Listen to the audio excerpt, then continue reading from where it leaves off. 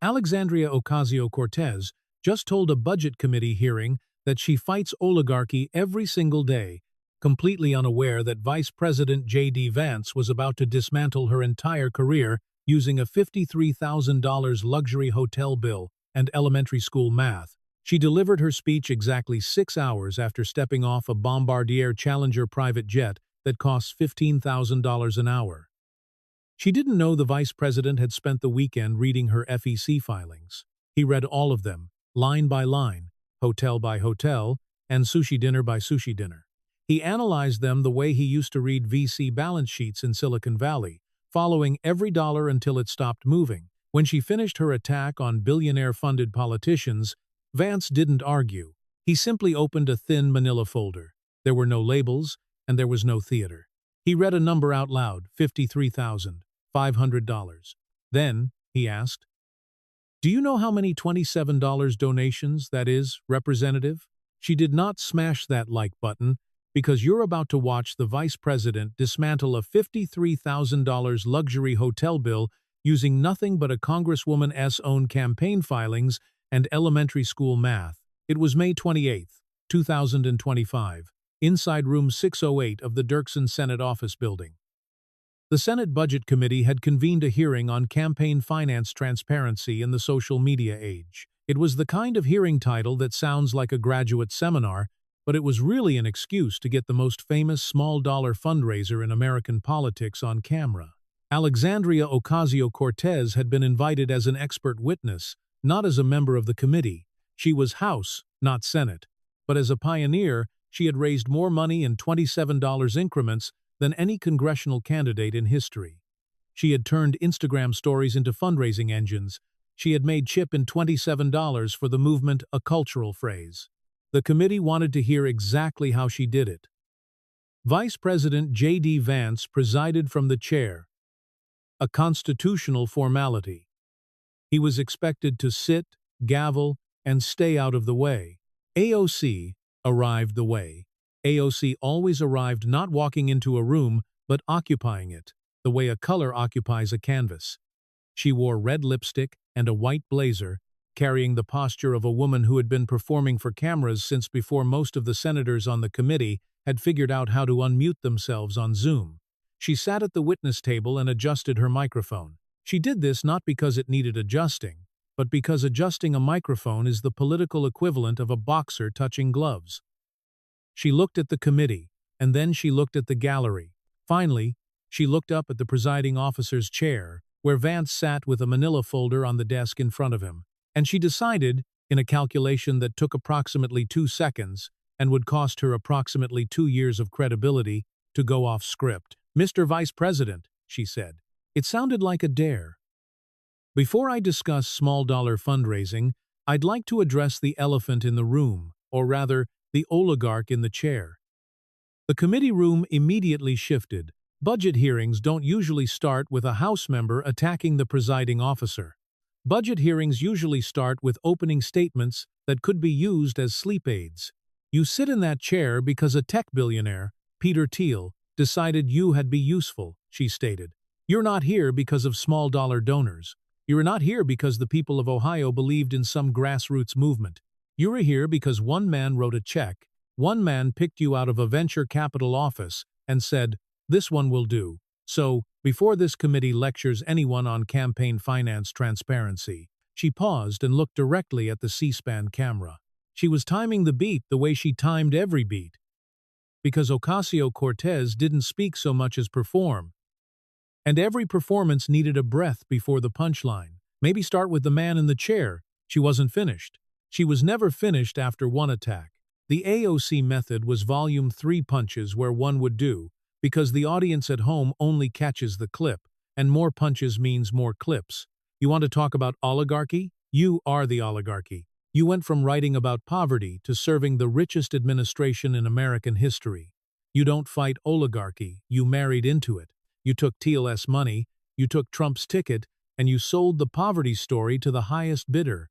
She pointed at Vance, not with one finger, but with her whole hand. It was a gesture she deemed perfected on Instagram Live, the open palm point that looks less accusatory on camera than a single finger. "And now you sit in that chair and preside over a hearing about campaign finance, like a fox teaching a seminar on henhouse security. She paused for effect. She was good at pauses. Not Vance pauses, which were silences that weighed heavily, but AOC pauses, which were breaths that built anticipation. You know what I think about when I see you in that chair? I think about the kid in your book, the kid from Middletown, the kid who ate at McDonald's and wore Goodwill suits. And I think, where did that kid go? Because he's not in that chair. Peter Thiel is in that chair. Silicon Valley is in that chair. The Middletown kid is just the origin story they used to sell the product, the gallery murmured. The murmur had the specific frequency of a room that's watching someone take a risk and doesn't know yet whether it will pay off. AOC's aide, a young woman with a tablet, the kind of aide who live-tweeted hearings before they were even over, was already typing. The first tweet was probably already drafted AOC, just called VP Vance a fox teaching a seminar on henhouse security. On the presiding officer's dais, Vance did something unusual. He smiled. It wasn't broadly, and it wasn't the political smile that says, "I'm above this." It was a small, specific smile. It was the smile of a man who had just heard his opponent volunteer the exact opening he'd been hoping for. Because AOC had done two things in her attack that she didn't realize were absolute gifts. First, she brought up money. His money, Thiel's money, oligarch money. She opened the door to financial transparency, and once that door is open, it swings both ways. Second, she mentioned Middletown. She mentioned the kid, and she couldn't know, that the kid was still there. The kid was always there. The kid with the McDonald's water cup and the Goodwill suit and the mother on the bathroom floor. The kid didn't leave, the kid just learned to read balance sheets. He waited until she was finished. He waited exactly 3 seconds after that. Then, he opened the manila folder. Representative Ocasio-Cortez, Vance said. His voice was the same, Midwest, level tone it always was.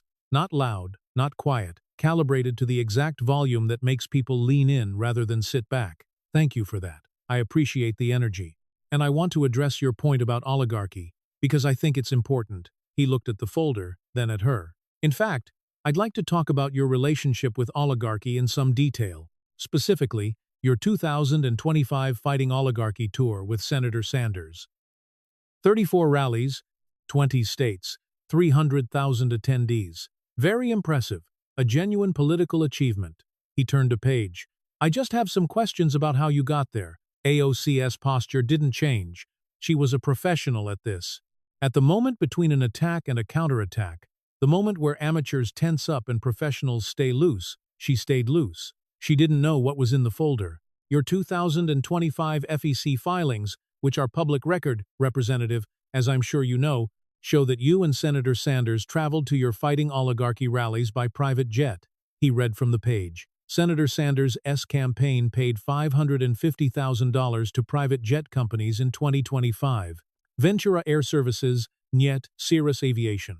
The primary aircraft used was a Bombardier Challenger, which, according to Ventura's own website, features one of the widest cabins of any business jet available today. He looked up. In April 2025, Fox News obtained photographs of you and Senator Sanders boarding that jet at Meadows Field Airport in Bakersfield, California, and exiting it in Sacramento that same evening, en route to a Fighting Oligarchy rally. He set the page down. A Bombardier Challenger costs approximately $15,000 per flight hour to charter.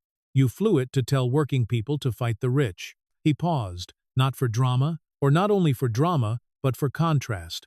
Because the next sentence was the one he'd been holding. In 2023, you said, and I'm quoting from your official social media, Representative, for real, how many private jets do these CEOs need? It is insatiable. It is unacceptable. He looked up from the page. Those are your words. 2023. About CEOs and private jets. Insatiable. Unacceptable. He set the page down. 2 years later, you boarded the same kind of jet you called insatiable and flew it to tell people to fight the people who fly those jets. That's not hypocrisy, Representative. Hypocrisy is saying one thing and doing another. This is something more specific. This is saying one thing, recording yourself saying it, posting it for 36 million followers, and then doing the exact opposite and filing it as a campaign expense. He let that land, then offered the contrast, not as a boast, but as a fact. The way Vance offered all personal details, not performed, just present. Let me be honest about something. When I ran for Senate in Ohio in 2022, I drove a rental car, a Chevy Malibu from Enterprise. It was gray. I remember the color because I spent 247 hours in that car over 4 months. I know because Enterprise charges by the hour, and I kept the receipts. I drove it from Columbus to Cleveland to Cincinnati to Middletown and back, sometimes twice in a day.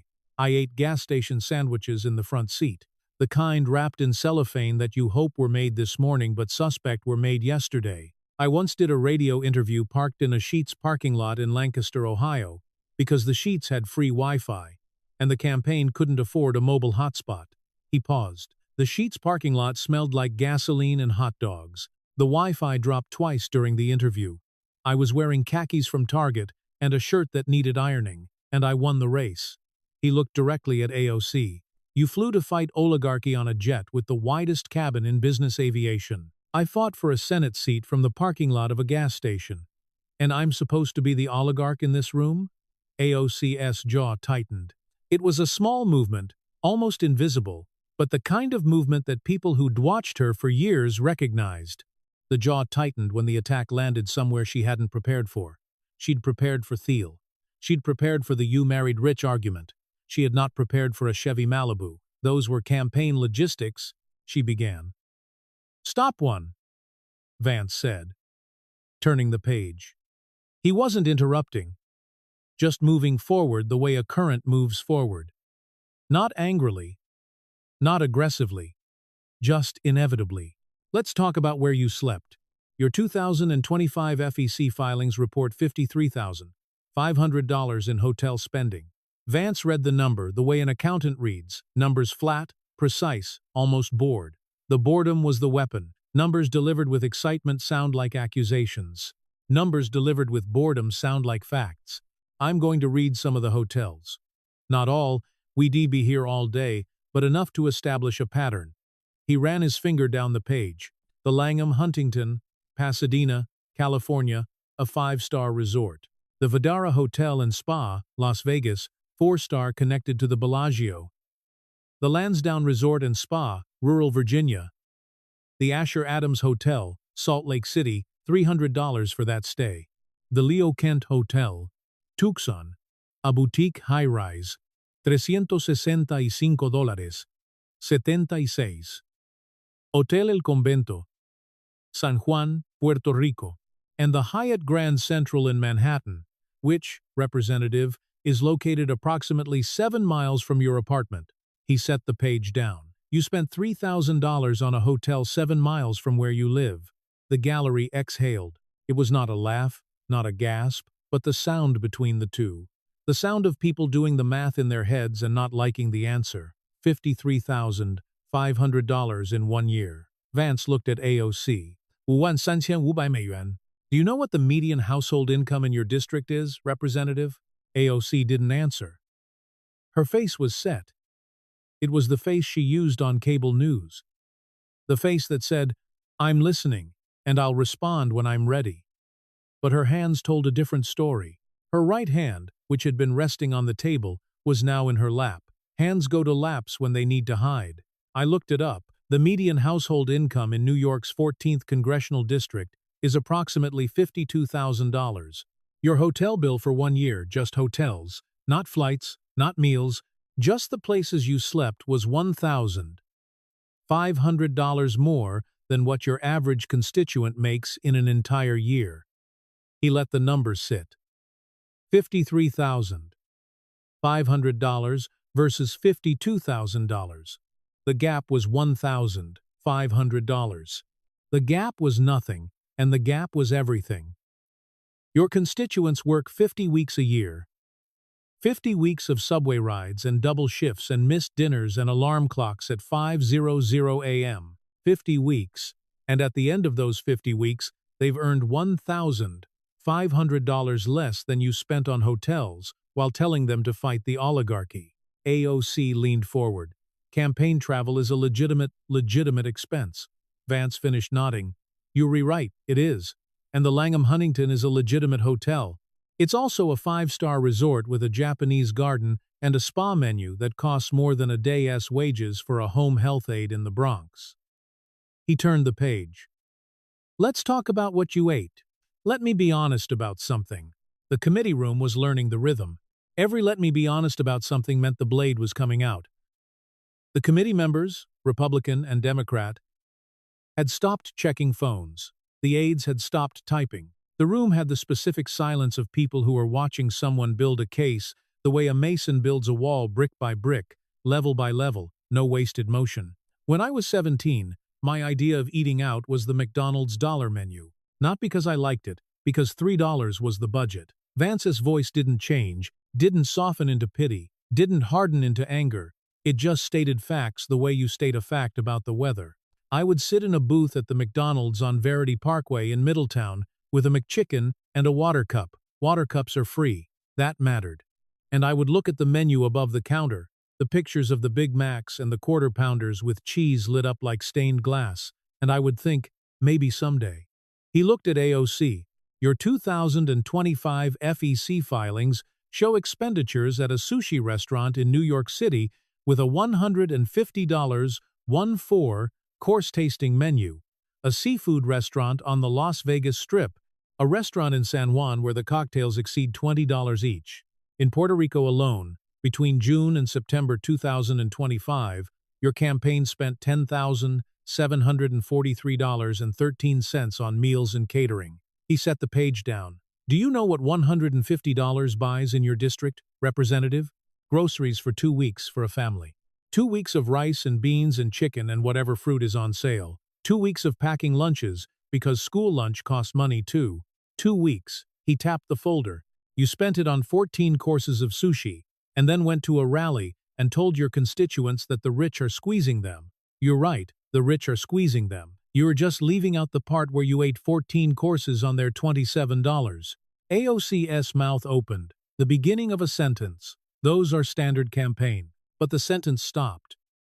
Not because Vance cut her off, but because she heard it. She heard how standard campaign expenditure would sound after a 17-year-old McDonald's water cup. She heard the clip that would be made her voice, saying standard campaign expenditure spliced against his voice, saying water cups are free, and that mattered. And she closed her mouth. The sentence died at standard campaign.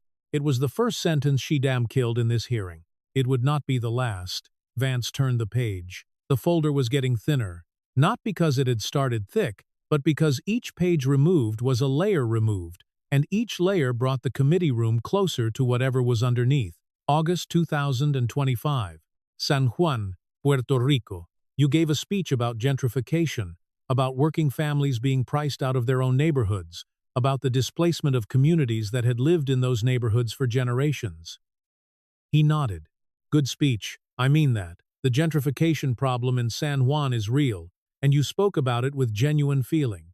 He paused. The praise was the setup. The committee room knew it by now. The same week, the same trip, you were photographed in a VIP luxury suite at a Bad Bunny concert at the Coliseo de Puerto Rico, dancing in box seats. The campaign FEC filing shows $23,712.62 in venue rental charges at the same arena. 2 separate payments, $16,725 on June 24th and $6,987.62 on August 25th. He looked at AOC. You told the people of San Juan that they were being squeezed out of their neighborhoods. Then you danced in a VIP suite at a concert arena where your campaign had spent $23,000 in the same city in the same week. Vance shook his head. Not dramatically. The slow, almost sad headshake that was his signature. The headshake of a man who wasn't angry at the hypocrisy, but puzzled by it. The way an engineer is puzzled by a bridge that shouldn't have collapsed. Additionally, your campaign paid $9,440 to the Hotel Palacio Provincial in San Juan. The total Puerto Rico spending for that quarter, 1 quarter, 3 months, was approximately $50,000. $50,000 in a place where you were telling people that the rich were taking their homes. He paused, looked at his hands, then back at AOC. Let me tell you what gentrification looks like from the inside, Representative, because I've seen it. Not in San Juan. In Middletown.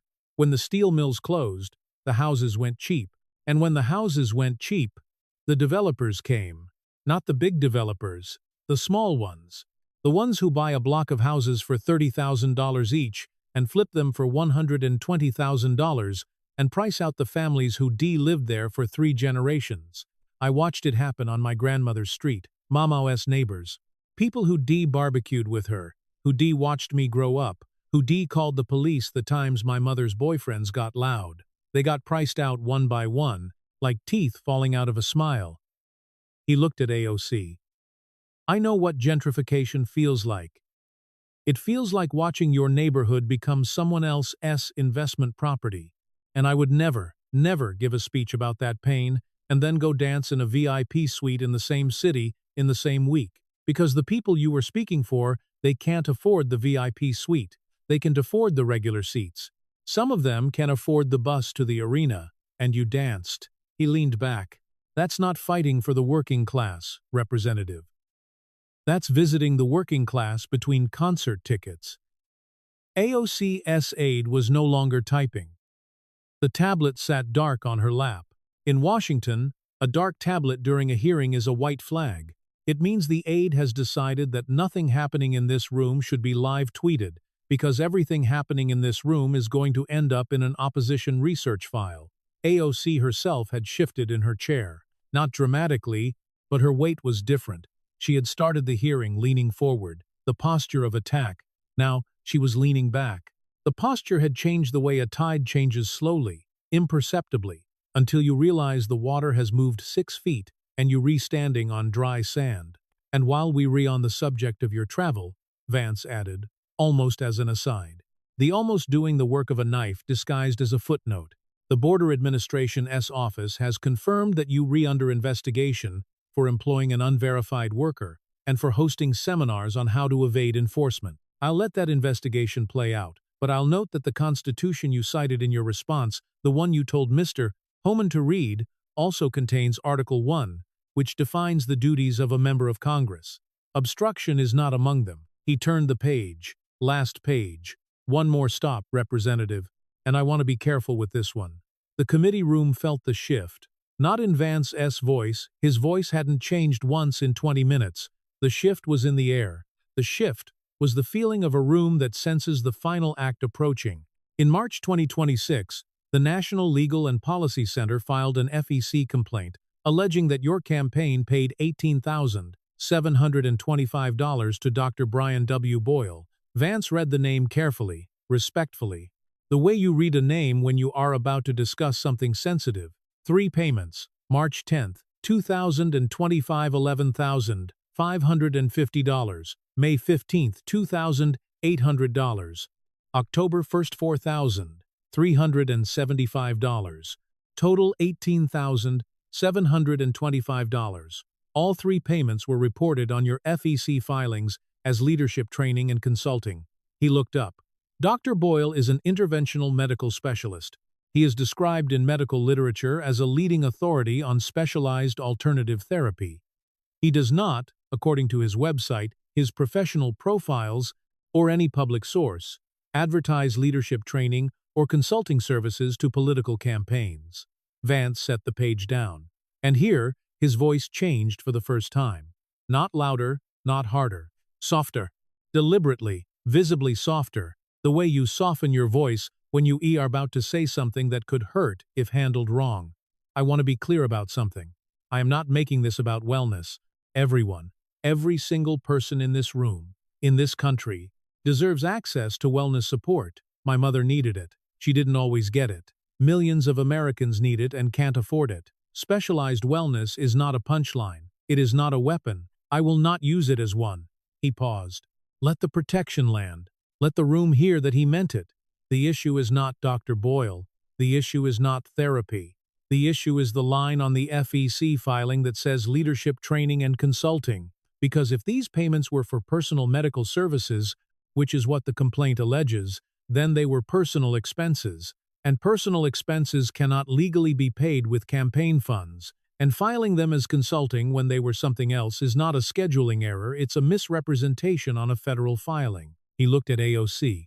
Your donors. Your $27 donors. The ones you built an entire political identity around, gave you money to fight for them.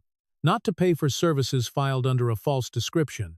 They gave you $27 because they believed that $27 was going to the fight. Was it? AOC opened her mouth.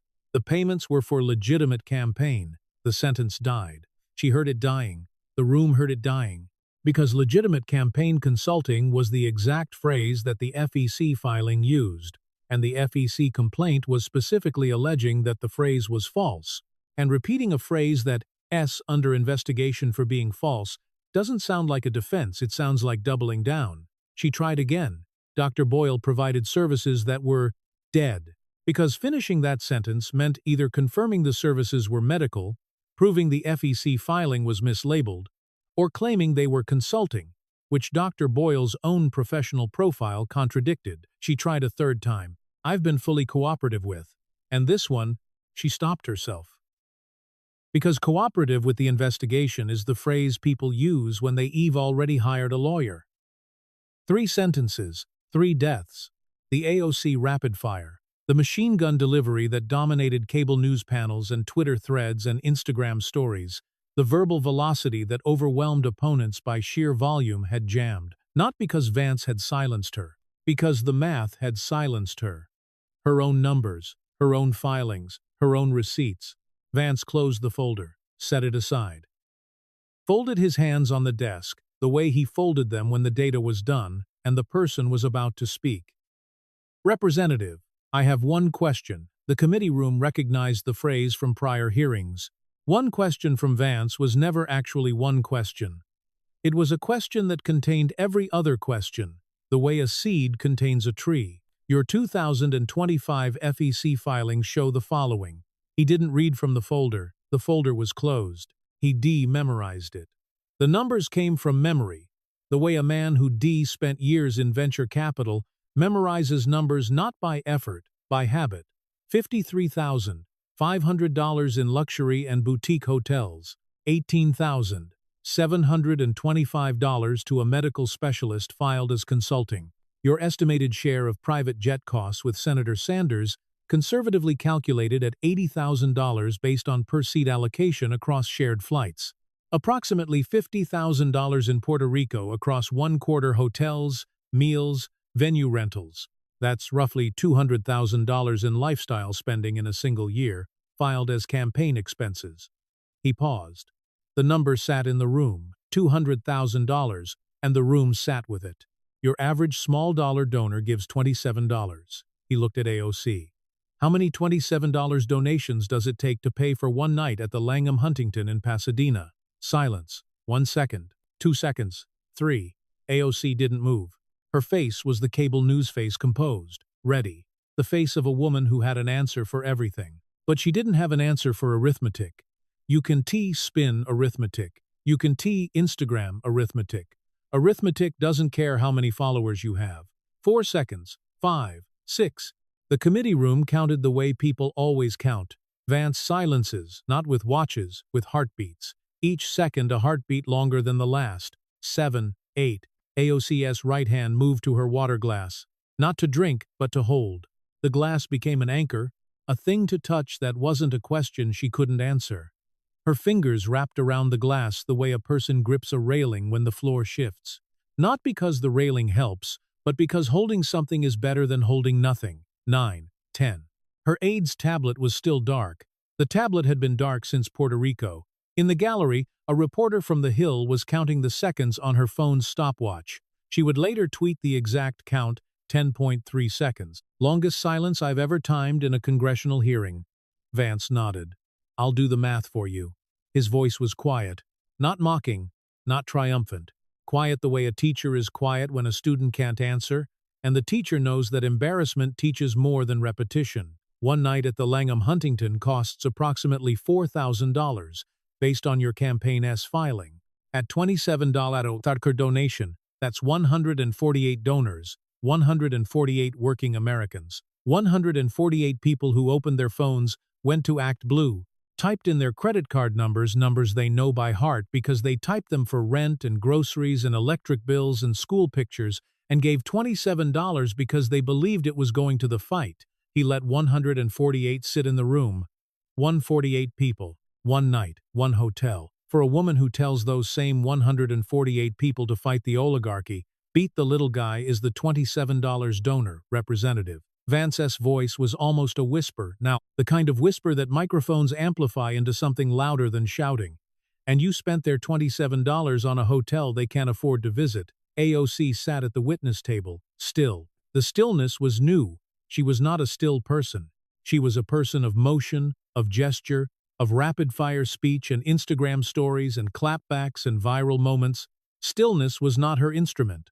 But the math had taken away the other instruments, the way a power outage takes away the lights, and what was left was a woman sitting in a chair with her own FEC filings on the table in front of her, and 148 donors behind every hotel receipt. Vance stood, straightened his tie, not because it was crooked, but because standing and straightening are the motions of a man who is finished. You came here to talk about small-dollar fundraising, Representative. I think we've covered it. He looked at the committee, then at AOC, then at the gallery. The $27 donor deserves to know where their $27 went. Now they know. 5-star hotels, 1-4-course sushi, VIP concert suites, private jets, and a medical consultant filed as a leadership trainer. He picked up the folder. Thin. Done. I drove a gray Chevy Malibu from Enterprise. $247 a week. Gas station sandwiches. Sheets parking lot Wi-Fi.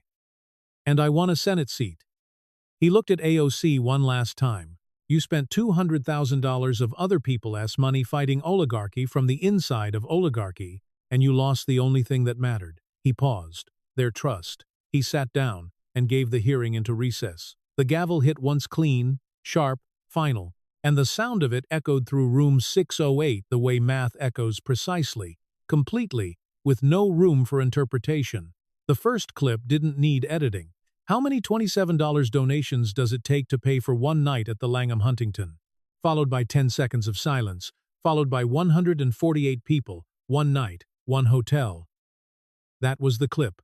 53 seconds. It hit Twitter, then TikTok, then Instagram, then the places where clips go when they stop being clips and start being cultural events. 22 million views in 8 hours. Not because it was mean, not because it was funny, because it was math. And math is the one thing the internet can argue with. People tried. Campaign travel is normal. Every candidate stays at hotels. This is standard practice. And the responses were always the same. 148 people, $27. One night, do the math. 148 became a number. Not just a number, a unit of measurement. How many 148? A PAC spent $50,000 on a fundraising dinner? That's 1,852 people who gave $27. A senator flew first class? How many 148s? The number had escaped the hearing room and become a tool that anyone with a phone calculator could use to measure the distance between a politician's words and their FEC filings. The number crossed party lines. A Democratic strategist went on MSNBC and said, reluctantly, visibly reluctantly, the way a dentist tells a patient they need a root canal. The 148 number is devastating because it's not an opinion, it's division. You can fact-check division. A Republican strategist on Fox responded, you don't need to fact-check it. You just need a calculator and a conscience. Within 48 hours, someone built a website, 148donors.com. You entered any campaign expenditure, and it told you how many $27 donors it took to pay for it. The site crashed twice from traffic. By the third day, it had been used 4.3 million times. The most calculated item? A $35,000 Met Gala ticket equals 1,296 donors. The second most calculated? A $15,000 per hour private jet equals 556 donors per hour. The third? A $150 sushi dinner equals 5.6 donors. That last one, the 5.6, became its own meme, because you can't have 0.6 of a person, and the fraction was the cruelty. Someone's $27 didn't even cover the full dinner, it covered the appetizer. The Chevy Malibu went viral separately. Not the story, the actual car. Enterprise Rent-A-Car's social media team posted, "We don't usually comment on politics, but yes, we do rent gray Chevy Malibus, $247 per week." The post got 4 million likes. Someone found the exact Sheetz location in Lancaster, Ohio, where Vance had done the radio interview, and posted a photo. The Sheetz franchise owner put up a sign, "Free Wi-Fi, good enough for a future vice president." The sign became a pilgrimage site for conservative media. Within a week, 3 other Sheetz locations had copied the sign, and Enterprise had started a Malibu-class promotion, their cheapest rental tier rebranded with a wink. The $150 sushi versus 2 weeks of groceries comparison spawned a cottage industry of budget breakdowns. A home economics teacher in Detroit made a TikTok showing exactly what $150 buys at a grocery store in the Bronx. 17 minutes of footage, item by item, bag by bag. It ended with the teacher holding a receipt and saying, "That's 2 weeks for a family of 3, or 14 courses for 1. The video got 31 million views and was shared by Vance's official account. Legal consequences quickly followed. The FEC fast-tracked the complaint on the Dr. Boyle payments. AOC's campaign retained outside legal counsel, separate from their regular campaign attorney, which in Washington is the equivalent of a patient getting a second opinion after the first doctor says, "We need to talk." The Ethics Committee, which had closed its Met Gala investigation in July 2025 after AOC paid $2,733 in restitution, announced a preliminary review of the new spending patterns. Not a formal investigation, just preliminary. But in Washington, a preliminary review is the first footstep on a staircase that only goes down. The Fighting Oligarchy tour spending became a formal subject of a Government Accountability Office request, filed by 2 Republican senators and notably 1 independent, asking for a comprehensive review of campaign travel expenditures that exceed 200% of federal per diem rates. The request cited AOC's filings by name.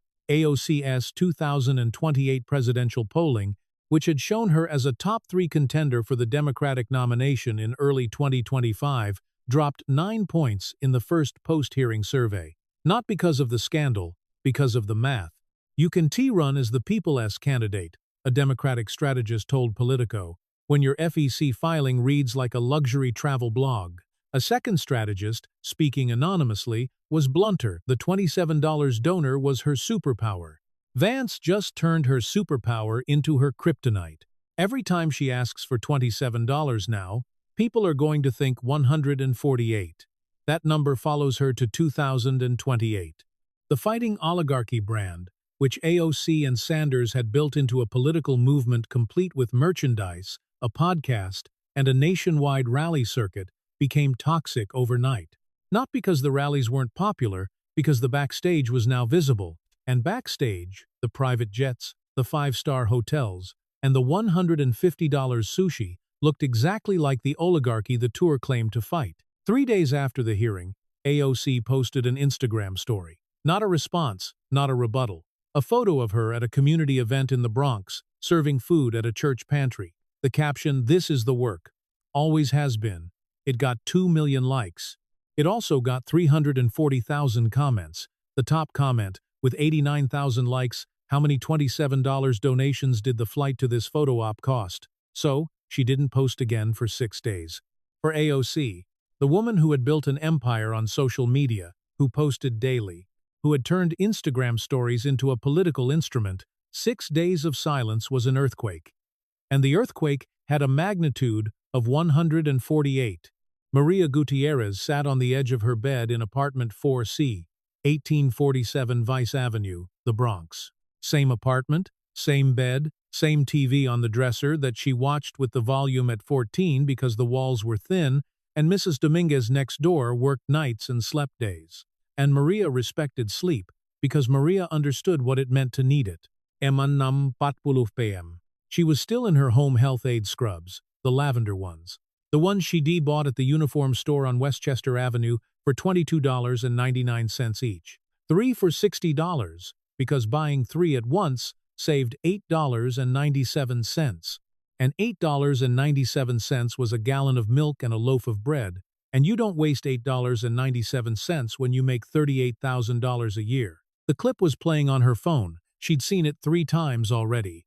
She was watching a 4th time because the number was still bouncing around in her head like a ball in a small room. 148. Maria had donated $27 to AOC's campaign monthly. She set it up in January 2024 after AOC posted an Instagram video about housing costs in the Bronx. The rents going up, the landlords not fixing the heat, the families doubling up in 1-bedrooms because 1-bedrooms were all they could afford. Maria had watched that video sitting in this bed, in these scrubs, and thought, she knows what this is like. $27 a month. That was the amount. She'd chosen it because $27 was what everyone gave. It was the AOC number, the movement number, the we all in this together number. And $27 was exactly the amount Maria had skipped that month for her daughter's school picture, Isabella's 5th grade photo. $27 for the package with the wallet-sized prints that the grandparents wanted. Maria had said, maybe next year. And Isabella had said, okay, in the way children say okay when they know okay means no. But they love their mothers too much to argue. $27. Same amount to the penny. 148 of her. That's what Vance said. 148 Maria Gutierrezes. 148 women in lavender scrubs, making $38,000 a year, skipping school pictures, buying uniforms 3 at a time to save $8.97, all to pay for one night at a hotel she'd never heard of, in a city she'd never been to. Maria opened her phone, opened the ActBlue app, and found the recurring donation. $27 per month, Alexandria Ocasio-Cortez for Congress. She looked at it for 10 seconds. The same 10 seconds Vance had given AOC. The same silence. She pressed cancel. The app asked, "Are you sure?" And Maria, who was sure about very few things in life, not sure about the rent, not sure about the heat, not sure about Isabella's school, not sure about anything except that she loved her daughter and she worked hard and $27 was $27. Maria was sure about this. If she wants to fight oligarchy, Maria said to the empty apartment, to the thin walls, to Mrs. Dominguez sleeping on the other side, she can start by sleeping at a Holiday Inn. She closed the app, put the phone on the nightstand, and went to the kitchen to start dinner. Rice, beans, chicken. Same dinner, cooked Sunday, portioned for the week. The dinner of a woman who knew exactly what $27 meant, because $27 was the difference between a school picture and a political donation, and she had chosen the donation. And the donation had bought 1/148th of a hotel room she would never see. Next month, $27 would buy Isabella's picture. Ronnie Castillo sat in his Honda Civic outside Terminal B at LaGuardia Airport, waiting for the next ride to ping, 9:17 p.m. He'd been driving since 11 a.m. 10 hours. His back hurt. The Honda's driver's seat had a dip in the left side, where his weight had worn through the padding over 63,000 miles of ride-share driving. He kept meaning to buy a seat cushion, but seat cushions cost $30, and $30 was 2 hours of driving after expenses, and 2 hours of driving was 2 hours he could be sleeping. So the seat cushion stayed on the Amazon wish list where things go to die. His phone was propped against the dashboard on a phone mount he bought for $7 at a gas station, the kind with the suction cup that loses suction every 3 days. So he re-sticked it every 3 days, because a $7 mount that needs re-sticking beats a $25 mount that doesn't. The second phone, the lift phone, a cracked iPhone 8D, bought from a guy in Jackson Heights for $60, sat in the cup holder, angled so he could see both screens at once. 2 phones, 2 apps. Whoever pinged first got the ride. The Vance clip was playing on the Uber phone, the $53,500 in hotels part. Ronnie was 26, born in Queens, son of a mechanic.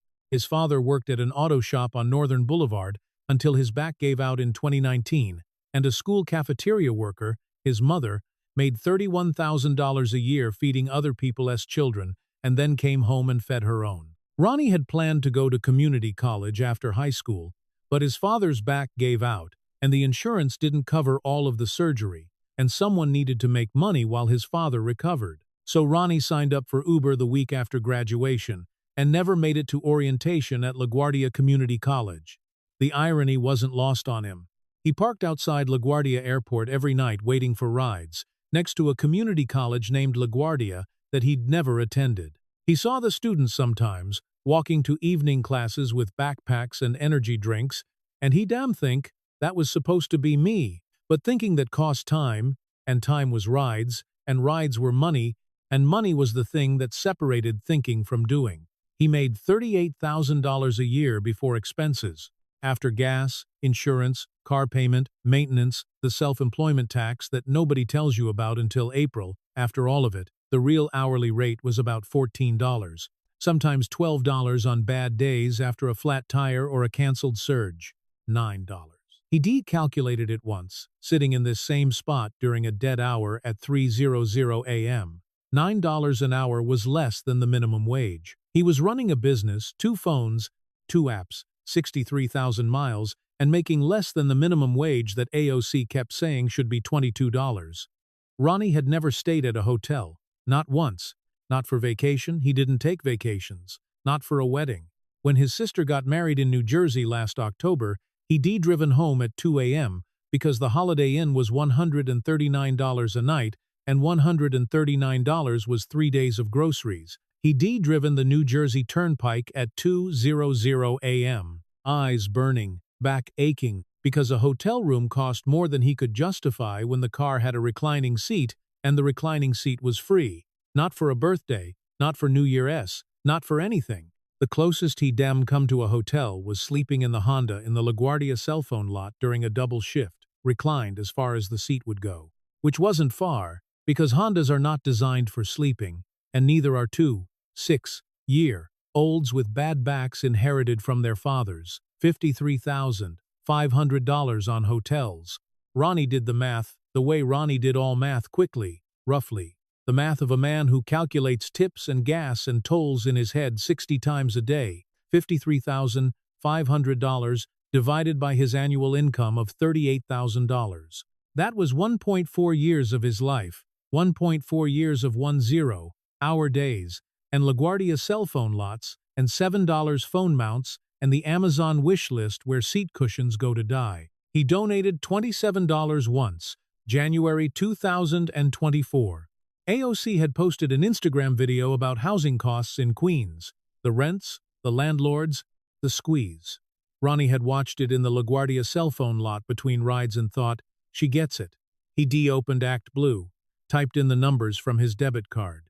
Numbers he knew by heart the way Vance said people know them by heart, because you type those numbers for rent and electric and phone and insurance, and you don't forget numbers you type that often. $27. One time. He never set up recurring, he couldn't afford recurring. 148 of me, Ronnie said to the dashboard. 148 guys sitting in their cars at LaGuardia. One night, one hotel. A ride pinged. LaGuardia to Midtown. He accepted, started driving. The route took him down the Grand Central Parkway, past the interchange, past the billboards. One billboard, left side, an AOC ad from the last campaign cycle, faded. The colors washed by a year of sun and rain, but still legible. A photo of AOC, that same smile, and 2 words in bold, for the people. Ronnie looked at the billboard, looked at the road, looked at the fare estimate on his screen, $34 before Uber's cut, which meant $22 in his pocket, which meant about $14 after gas, which was almost enough for a seat cushion but not quite. He drove past the billboard. She called him an oligarch. He pulled out her hotel bills. She said she fights for the working class. He asked how many working people paid for one night at the Langham Huntington. She flew private to fight oligarchy. He drove a gray Chevy Malibu to win a Senate seat. She ate 14 courses of sushi. He ate a McChicken with a water cup, because water cups are free. God bless Maria Gutierrez, who canceled a $27 donation so her daughter could finally have a school picture. God bless Ronnie Castillo, who has never stayed in a hotel and drives past a billboard that says, "For the people," every night on his way to a cell phone lot at LaGuardia. And God bless every $27 donor who opened their phone, typed in their credit card numbers, and trusted that their money was going to the fight. Because it wasn't. It was going to the Langham Huntington. $53,500 in luxury hotels, $18,725 to a medical specialist filed as consulting, $23,000 in venue rentals at a concert arena. $150 sushi. $550,000 in private jets. And 148 people. 148. Maria Gutierrez. 148 Ronnie Castillos. 148 Americans who work double shifts and skip school pictures and sleep in their cars behind every hotel receipt. The little guy is the $27 donor, and she spent their money on a hotel they can't afford to visit. 148 people. One night. Do the math. STT.